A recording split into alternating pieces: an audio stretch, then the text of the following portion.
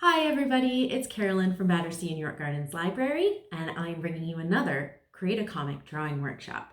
Today we're going to start drawing the beginning scene of our comic book. Hopefully yesterday you watched the workshop with Lucinda from Ballin Library. There's a link if you missed it. And she took you through how to write a strong beginning to your comic book. So we are going to go through how to draw that, how to turn that writing into the visual form of a comic book.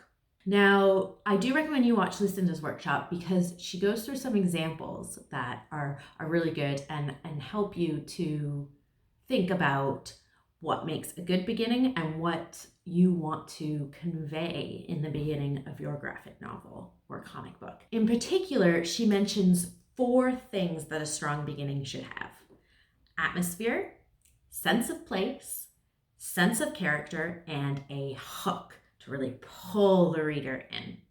So a good beginning can be really anything. Be creative, be yourself, bring your vision to life. But all of them should really have those 4 things that are beginning to build the world and the story for your readers and really draw them in to that amazing world you've created. So I just wanted to take you through some examples. Lucinda did that as well in her workshop, so do go look at those.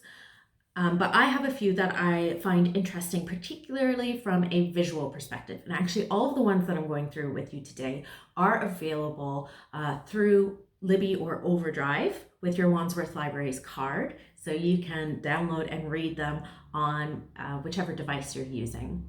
And you can also preview most of them. So if you just want to check out the beginning that I'm talking about, you can go do that as well. So the first one is called Lumberjanes, and it's by Shannon Watters, Grace Ellis, Brooklyn A. Allen, and Noelle Stevenson. And I like this one because, as you can see, it starts seeming like a very traditional story. One you probably know pretty well, Little Red Riding Hood. And it really sets the atmosphere in a visual way. You can see on the first page there are barely any words. Most of the words are sound effects.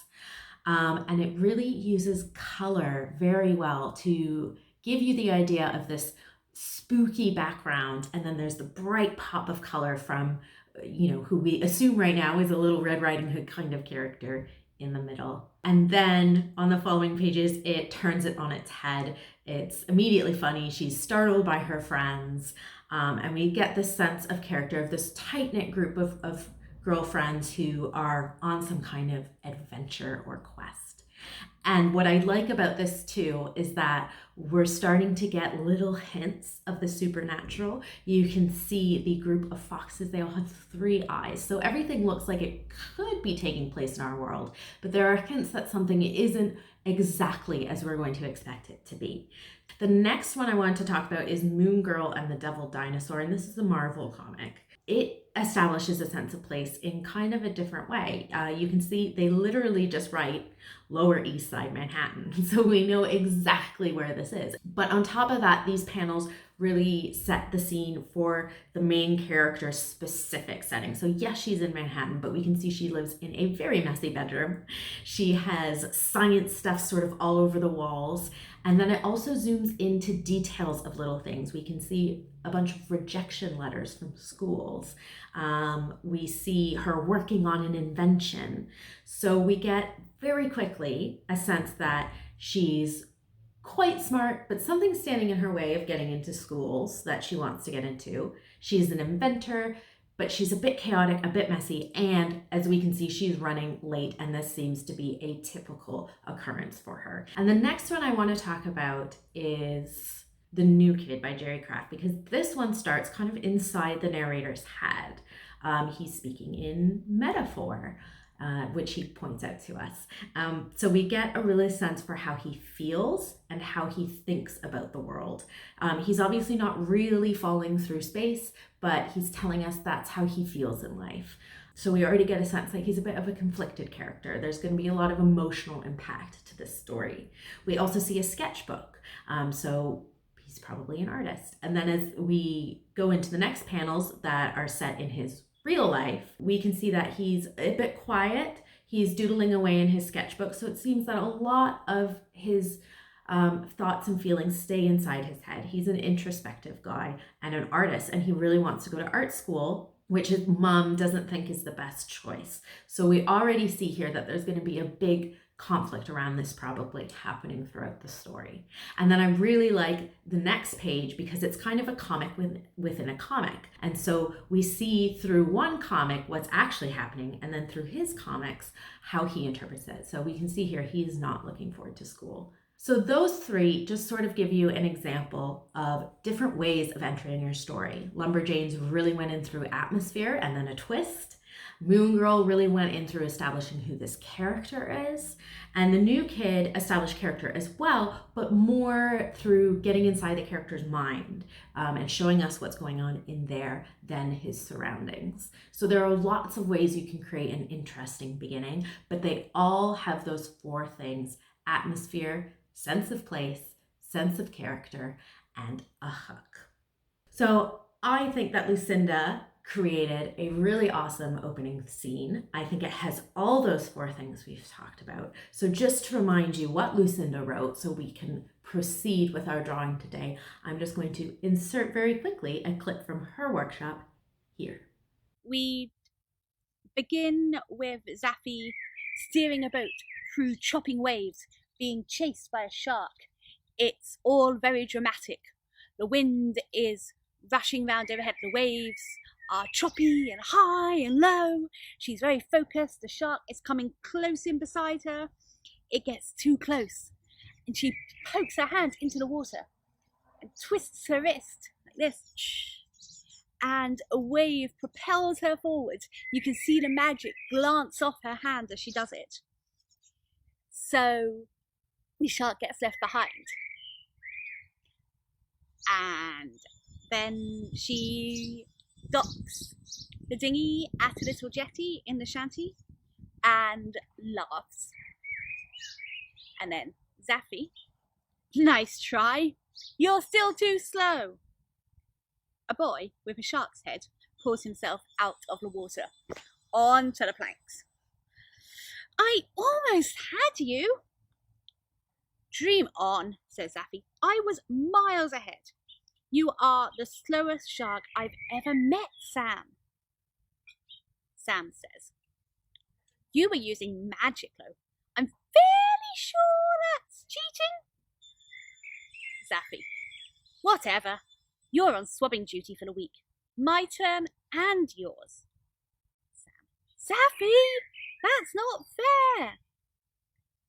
While this is happening, you see them walking up the jetty towards the shanty in the evening light. They're squabbling, having fun, and in the distance you can see the floating town is alive. The lights are on, you get to see how the world works, how it fits together. You might also want to watch my storyboarding video where I talk about beginning to plot out your novel as a draft.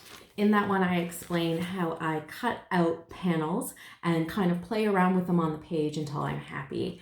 So I'm going to be doing that today as well to plot out the beginning that Lucinda wrote. But if you want more information on that, there is a full video about it. Let's get drawing.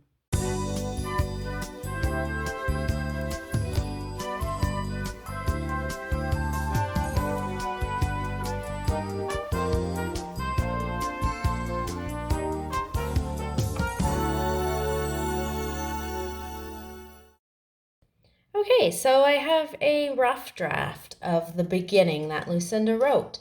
So you can see here is the part where Zaffy is steering a boat through choppy waters. She looks very determined and focused, and you can just see in the background a shark's coming. And then just in case as the reader, they didn't notice that shark fin, we have Zaffy looking at it directly, and we can see it zooming towards her. And then a close-up shot of the shark, just in case you weren't sure that that's a shark.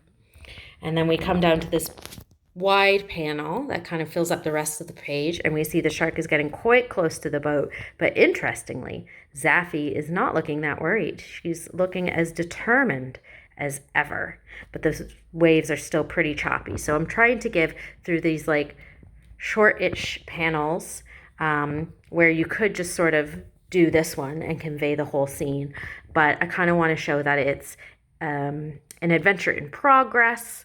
There's sort of different shots happening and it's fast paced. Another thing you want to think about besides the panel placement that we talked about in storyboarding is when you decide to change pages. So part of that is going to be how much space you have and the amount of story that you want to convey. But part of it can be used to build suspense. So as you can see on this page, we are just really seeing a chase scene. So what we know on this page is Zaffy is being chased by a shark.